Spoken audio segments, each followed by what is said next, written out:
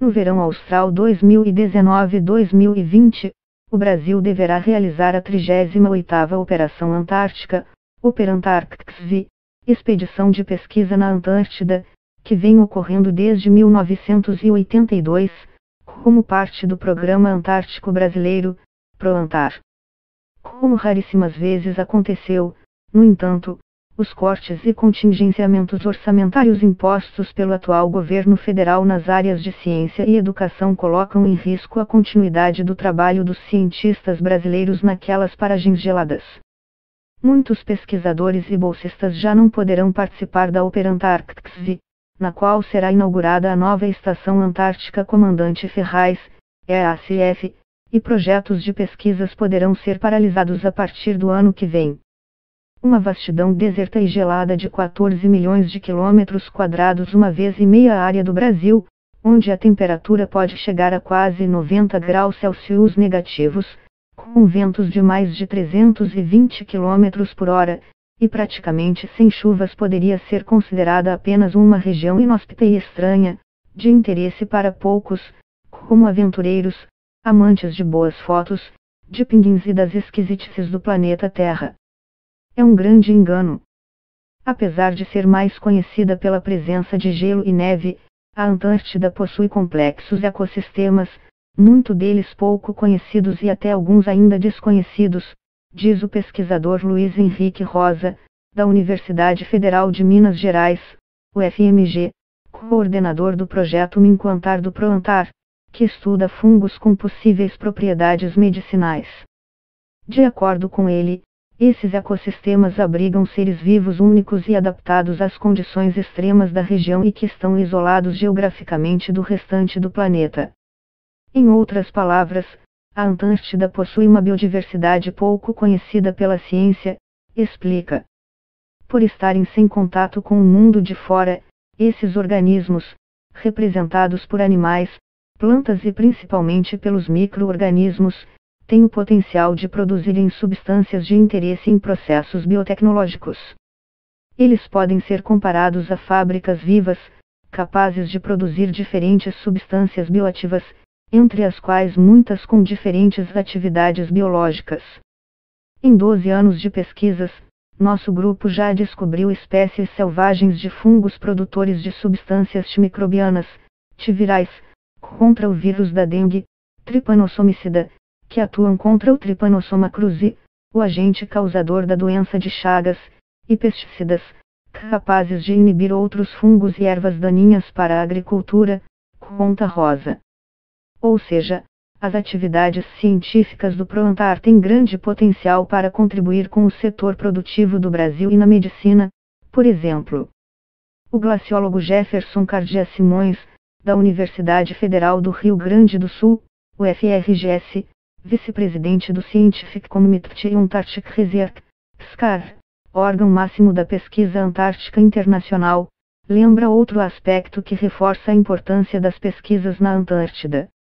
De acordo com ele, o continente tem papel fundamental nas correntes marítimas e no clima de todo o mundo, que por sua vez influenciam, por exemplo, a riqueza marinha e o desempenho agrícola. As regiões polares são tão importantes quanto os trópicos no sistema ambiental global, garante. Isso ocorre, de acordo com ele, porque a circulação atmosférica e oceânica e, consequentemente, o sistema climático terrestre, decorre da transferência de energia dos trópicos para as regiões polares. Os processos que lá ocorrem nos afetam e vice-versa, explica. As frentes frias, por exemplo, que podem chegar até o sul da Amazônia, são geradas no Oceano Austral graças às pesquisas táticas. Vamos melhorar a previsão do tempo no Brasil, essencial se quisermos aumentar nossa produtividade agrícola e diminuir o custo social de desastres climáticos. Por isso, insisto na frase, na qual o brasileiro ainda não está condicionado a pensar, a Antártida é tão importante quanto a Amazônia para o meio ambiente planetário. Mas não é só isso. Além da importância científica, há um aspecto geopolítico que o Brasil não pode menosprezar. A Antártida possui a maior reserva de água potável do mundo e certamente pode ter riquezas minerais embaixo do manto de gelo eterno, que em alguns lugares pode chegar a 5 quilômetros de espessura. Hoje, é o único continente que não pertence a nenhum país. Para que algumas nações no futuro tenham o direito de explorar essas riquezas, foi assinado em 1959, por 44 países, o Tratado da Antártida, que regulamenta todas as atividades no continente e estabelece que ele deve ser usado apenas para fins pacíficos e de cooperação internacional para o desenvolvimento de pesquisas científicas. O documento, que entrou em vigor em 1961, foi assinado pelo Brasil em 1975, inicialmente como membro aderente. O país só iniciou suas pesquisas no continente gelado, no entanto, no verão austral de 1982-1983, com a Operação Antártica. O principal resultado dessa primeira expedição foi a aceitação do Brasil, em 12 de setembro de 1983, como membro consultivo do tratado, ou seja, com direito a voto e veto, privilégio apenas de outros 28 países. Para garantir esse direito, o artigo 4º do tratado estabelece que os países devem realizar pesquisas contínuas e significativas na Antártida, diz o biólogo Paulo Câmara, da Universidade de Brasília, UNB, que realiza pesquisa no continente há 6 anos. O que a falta de recursos pode colocar em risco. Com esse objetivo, o Brasil construiu a EAFC, inaugurada em 6 de fevereiro de 1984, na Baía do Almirantado, na Ilha Rei George, no arquipélago das Shetlands do Sul, ao norte da Península Antártica. Inicialmente ela possuía 8 módulos, semelhantes a containers, número que chegou a 62, com instalações relativamente confortáveis, com compartimentos de tamanhos variados, entre eles 13 laboratórios destinados às ciências biológicas, atmosféricas e químicas, além de alojamentos que podiam acomodar até 58 pessoas, biblioteca, sala de computadores, enfermaria e um pequeno centro cirúrgico, sala de ginástica e até oficinas de veículos. Na madrugada do dia 25 de fevereiro de 2012 ela foi destruída por um incêndio, que começou às 2 horas da madrugada e matou 2 militares, que tentavam apagar o fogo. Uma nova base foi construída, que deverá ser inaugurada em janeiro do ano que vem. Ela já está praticamente pronta, tem 4,5 mil metros quadrados e é uma das mais modernas da Antártida. A nova EACF terá 17 laboratórios, ultrafreezers para armazenamento de amostras coletadas pelos pesquisadores, além de alojamentos e espaços de convivência e de lazer e poderá abrigar até 65 pessoas. Não basta, no entanto, ela por si só não garante as pesquisas brasileiras na Antártida. São necessários recursos para financiá-las. Caso contrário, há o risco de ter uma base, mas não estudos na Antártida. Daí a preocupação da comunidade científica com os cortes orçamentários. No ano passado, foi aberto um edital de 18 milhões de reais para pesquisa científica, alardeado como o maior dos últimos anos, conta a Câmara.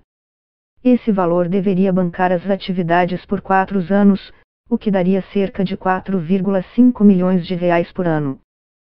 Seriam bolsas da CAPES, Coordenação de Aperfeiçoamento de Pessoal de Nível Superior, que já estavam empenhadas.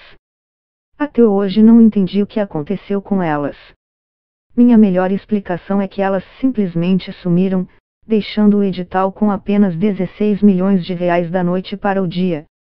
As bolsas são fundamentais para o andamento do projeto, em particular para a formação de recursos humanos e evitar fuga de cérebros. O alardeado edital de R$18 milhões agora está em cerca de 12 milhões de reais, o que dá cerca de 3 milhões de reais por ano para apoiar 17 projetos. Ou seja, estamos novamente em situação de penúria, na qual há o risco de paralisação das pesquisas táticas por falta de recursos. O texto reconhece que por enquanto não há previsão de novos recursos. A nota diz ainda que é importante ressaltar o apoio continuado do TICAL-PRO e a consideração do Ministério pela Ciência Antártica e a eficiente e comprometida condução pela comunidade acadêmica envolvida no programa. São anos em que, apesar das restrições fiscais, o ProAntar tem se mantido ininterrupto. Para a comunidade científica é pouco. A situação pode ser pior a médio e longo prazo para a pesquisa antártica em 2020, pois o governo sinalizou cortes ainda mais profundos em pesquisa e educação, lamenta Rosa. O ProAntar terá suas atividades científicas comprometidas, o que pode gerar prejuízos imensuráveis em termos da participação do Brasil no Tratado Antártico, no qual tem direito a voto sobre o futuro de cerca de 10% do mundo, a Antártida. Vale ressaltar que em nenhum outro fórum mundial o país tem tal prestígio e poder de voto, com o mesmo peso dos Estados Unidos, da Rússia e da China, por exemplo.